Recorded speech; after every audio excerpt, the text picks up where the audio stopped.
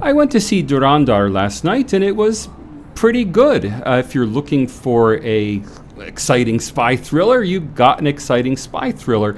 If you are looking for a documentary about Pakistan terrorist attacks in India, well, it's not a documentary, it's a fictional film. That said, it does hit the main points of Pakistani terrorism and deals with them in I think, a fair way. That is, it fictionalizes them, but it does so in a way that is consistent with the facts about Pakistani terrorism.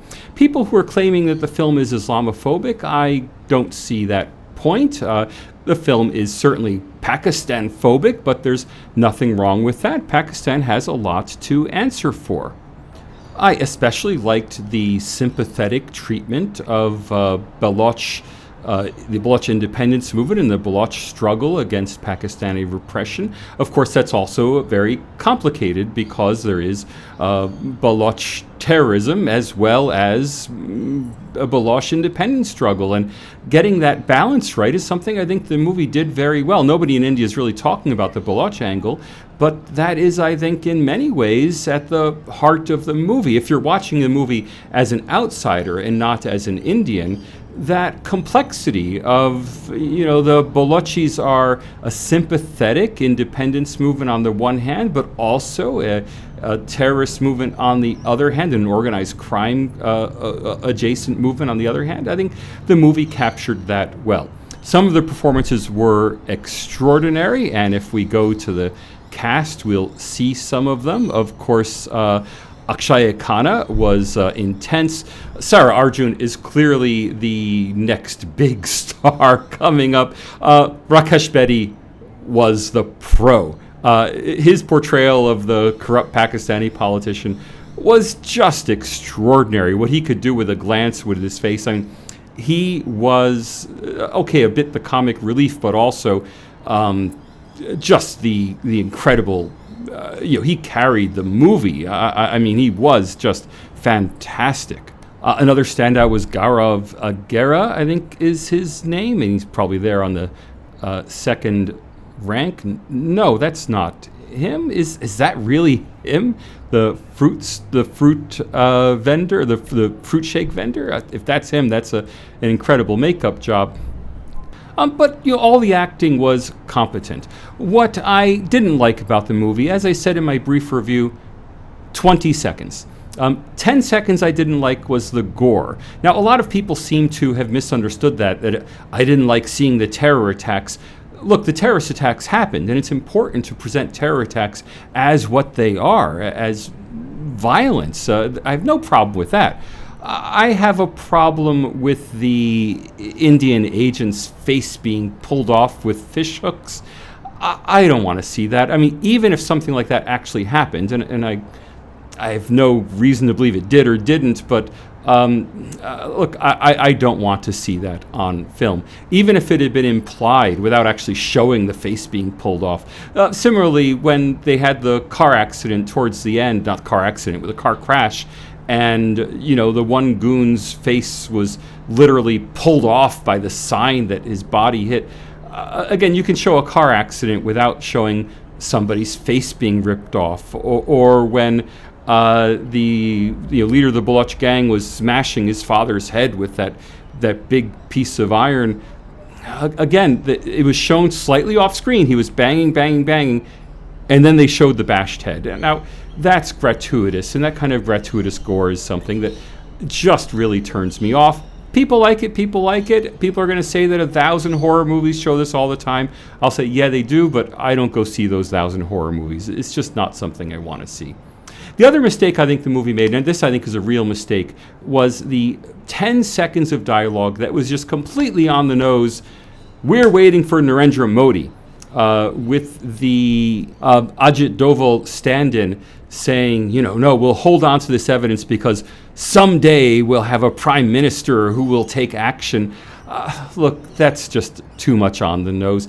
If that was just implied, if they simply had the scandal over the plates for the currency printing, and he said, just simply left it at, no, we can't take this to the PM, because the minister is being protected and there's nothing we can do. And if he's being depressed about that, fine, no problem. It's good drama and it's historically relevant. That kind of, someday Narendra Modi will come to save us, leaves the movie open to being cast as propaganda. And I think without those about 10 seconds of dialogue that 2 or 3 times throughout the movie just said, come 2014, there's going to be a Narendra Modi who will change everything. Look, that message could have been there without it being stated overtly.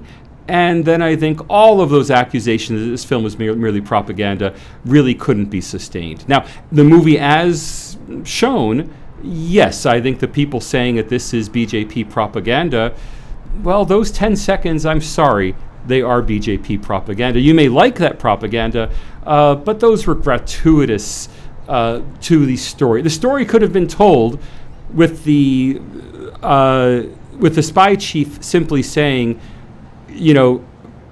we can't bring this to the leadership because they'll ignore it, and I hate that, and fine enough.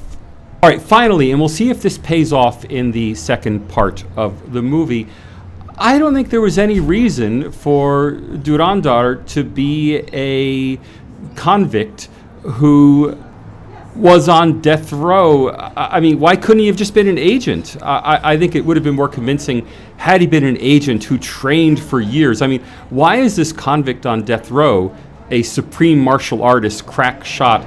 And let's remember, he presumably speaks Baluchi enough to pass as a native. I mean, that's really impressive if he's just a Sikh from Punjab.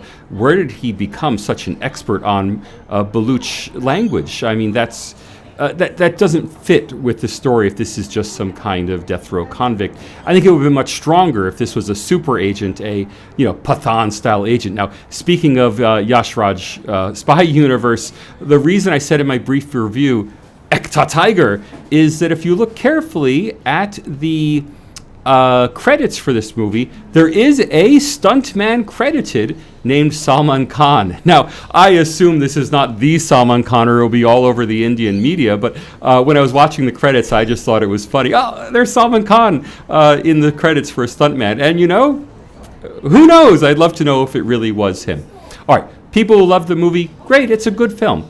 If you love the movie because it engaged with Pakistani terrorism in India, I'll say that, look, it's true that there's serious Pakistani terrorism in India, and it's true this is a good spy film, but simply showing Pakistani terrorism in a movie doesn't make something a good movie. The movie has to stand on its own. Personally, I think that Pathan is a better spy movie than, at least in what we've seen so far from Dhurandhar, by a smidgen. I'd say Dhurandhar is almost there, almost of that quality. Not quite. Does it deserve to make a trillion rupees? Sure, no problem. It's a great movie. Every movie has flaws. I think it's kind of ridiculous that on Twitter people have been upset that I said that this movie had any flaws at all. In my review, I said it would have been better for 20 seconds of editing, and people went crazy about that. And, I think any movie could be improved by 20 seconds of editing. Look, it's a good movie. The connection with terrorism is really done well in this movie. I've seen complaints that the Liari slum is not accurately shown. Yeah, well, that's ridiculous. This is not a documentary about Liari. Obviously, this was not filmed in Pakistan. In fact, part of it was filmed in Thailand, right? A lot of it's VFX.